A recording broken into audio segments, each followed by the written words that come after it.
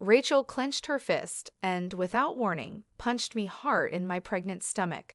The sudden pain made my world spin, and I let out a desperate cry. My body crumpled to the ground, and I felt a strange rush of liquid. My water had broken. Panic set in, and I screamed, "Ah, somebody, please help." Fighting through the pain, I somehow managed to dial my mother-in-law before everything went black. My name is Angela, and I'm a 32-year-old woman who's 9 months pregnant. My husband and I are on our way to visit his family, who live just 30 minutes away. We usually go there a couple of times a month, but today is special. My kind mother-in-law is making her famous peach cobbler, a dish I've been craving. She's been through a lot since losing her husband last year, but she's thrilled to become a grandmother for the first time. However, not everyone is excited. My sister-in-law, Rachel, has been struggling with infertility. She's been married for 6 years and started fertility treatments 2 years ago, but unfortunately, nothing has worked yet. This situation has made her irritable and distant. Normally, my mother-in-law tries to invite us when Rachel is not around to avoid conflict, but today, Rachel unexpectedly showed up. "Long time no see, Angela. You look like you've gained a lot of weight. Are you sure you're not just being lazy because you're pregnant?" She mocked, her eyes narrowing. I felt my face flush, but before I could respond, my husband jumped in. "Rachel, she's 9 months pregnant. Her belly is supposed to be big. You can't talk to her like that." Rachel rolled her eyes. "I'm just saying it's tough for the baby if the mother puts on too much weight. I'm thinking about her health." "Thank you, Rachel. I'll try to be more careful," I replied softly, not wanting to escalate the situation, but she wasn't done. "Don't just stand there.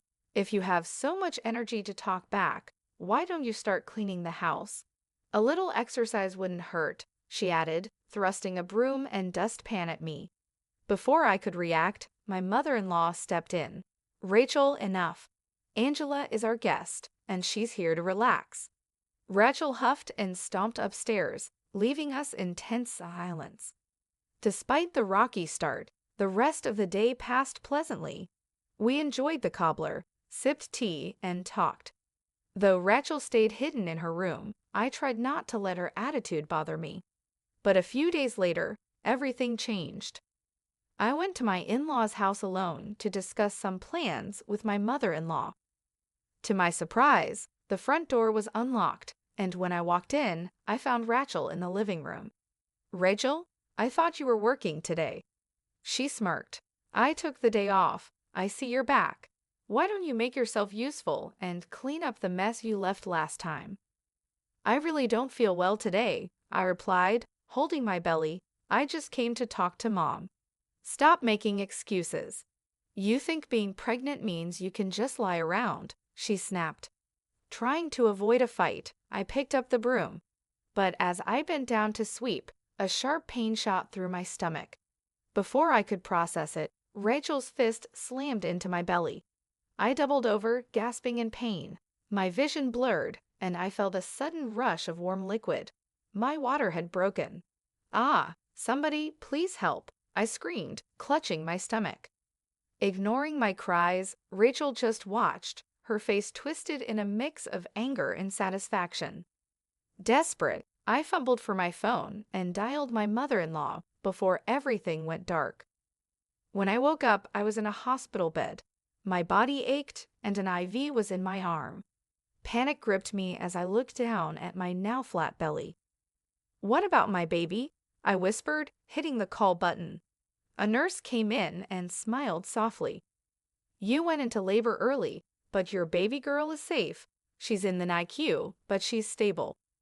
Relief washed over me, followed by a wave of anger. Rachel had hurt me, and she'd hurt my child. Just then, my husband and mother-in-law burst into the room, their faces tight with worry. "Are you okay? We got here as fast as we could," my husband asked, his voice shaking.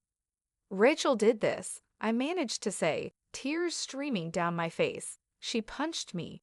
My water broke, and I—" "Calm down," my mother-in-law said gently, her own eyes wet. "She won't get away with this." The next day, as if to test our resolve, Rachel showed up at the hospital with her husband. "Let's settle this," she said flatly. "We'll pay you to drop any charges." I felt my blood boil. "Are you out of your mind?" I shouted. "You put my baby's life at risk." Rachel's husband sighed. "Just take the money, Angela. It'll save us all a lot of trouble." "No, I'll see you in court," I snapped. "Get out." Before they could respond, my husband stepped in. "You think you can buy your way out of this? You're lucky I'm not suing for attempted murder." Rachel's smug expression faltered, and she stammered something about it being an accident, but we were done listening. My husband and I filed a police report that very day. The legal process was draining. Rachel tried to play the victim, claiming she didn't mean to hurt me and was just frustrated. But the evidence spoke louder. With my testimony, medical records, and witness statements, she was found guilty of assault. The court ordered her to pay a fine and attend mandatory counseling. After that, my husband and I decided to move far away. We changed our phone numbers and cut all ties with Rachel and her husband. It was painful for my mother-in-law, but she understood we needed to protect our family. A few months later, our baby girl was strong enough to come home. Looking at her tiny, smiling face, I felt a sense of peace. The nightmare was over, and we were finally free from Rachel's toxicity. Rachel's life, on the other hand, fell apart. Her husband left her, and she struggled to make ends meet. Despite everything, I felt no satisfaction in her downfall. I was too focused on my own family's healing and happiness. In the end, justice was served, and we moved forward. Our little family was safe, happy, and stronger than ever. Rachel's reckless behavior that day made it clear how unstable she had become. Even after the assault, she didn't seem remorseful. With the support of my husband and mother-in-law, we went ahead and pressed charges, but we knew that wasn't the end of it. A few weeks later, we moved to a new apartment in a different city, trying to put the past behind us. My daughter was slowly recovering, and we were beginning to settle into our new routine. Life was starting to feel normal again. One evening, I was resting on the sofa, still dealing with the lingering pain from my surgery, when I heard a loud banging on the door.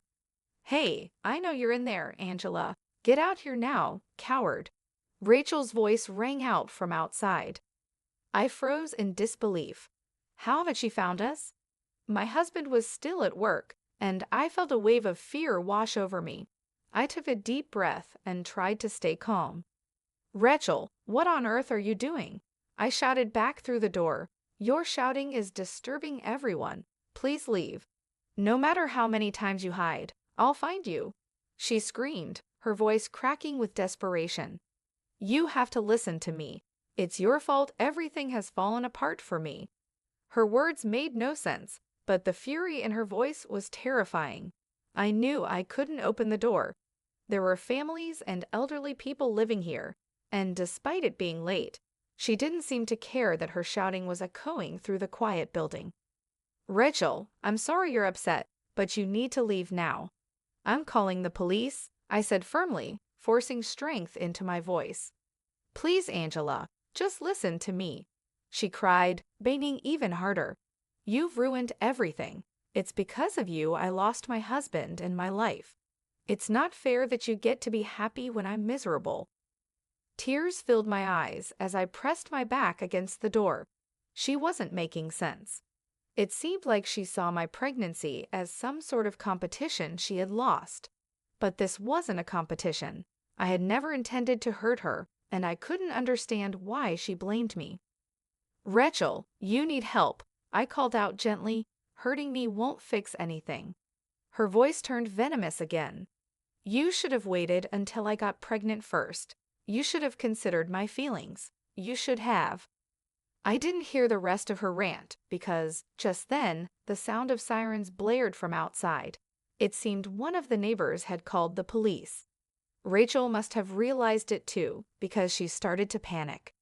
"No, what do you mean? The police are here?" she whimpered, her voice trembling. "Angela, please, don't let them take me. You have to hide me." Despite her pleas, I stayed silent. I wasn't going to protect her. I knew she needed professional help, and maybe this would be the first step. The officers arrived and began questioning her right outside our door. I explained the situation through the door crack, and just then, my husband came home. When I saw him, I broke down in tears, filling him in on what had happened. He turned to the officers, his face grim. "You need to take her away," he said firmly. "She's dangerous." Rachel was placed in handcuffs and taken away, still screaming for me to help her. That night, Rachel's husband called, his voice shaky and desperate. "Angela, I'm divorcing Rachel. I can't handle her anymore. Please don't involve me in this mess." I was stunned by his sudden declaration. "What? You're just going to abandon her?" "Yes, I have to," he said flatly. "If I don't, I'll lose my job. The scandal at work is too much. My boss found out what happened in the hospital, and I'm already being transferred to a regional office. I can't keep covering for her. Just, please, leave me out of it." I hung up the phone, a mix of emotions swirling inside me.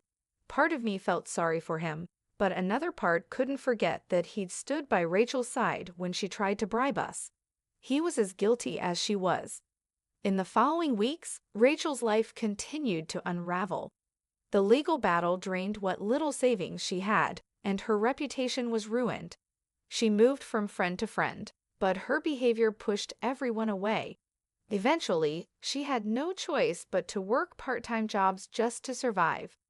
Meanwhile, my husband and I did everything we could to rebuild our lives.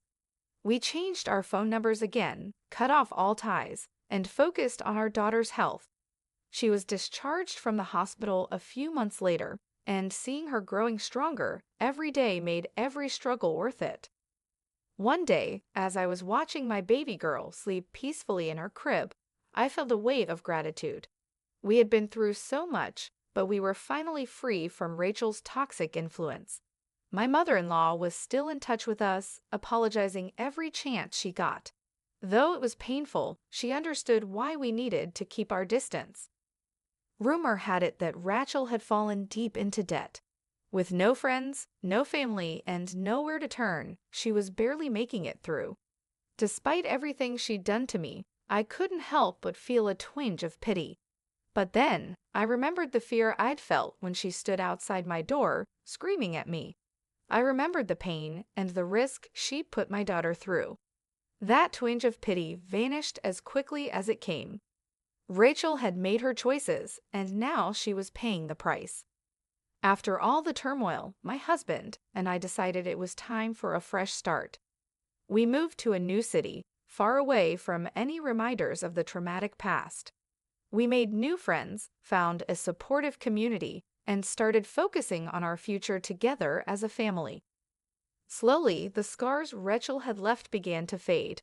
My daughter grew stronger each day, her giggles filling our home with joy. Watching her smile, I knew we had made the right decision to fight for our peace. Rachel's story, however, ended on a sadder note. With her reputation destroyed and no support left, she became a shadow of the person she once was. I no longer feared her, but I also no longer cared about her fate. My focus was on my family's happiness, and that was all that mattered. In the end, we had won our freedom.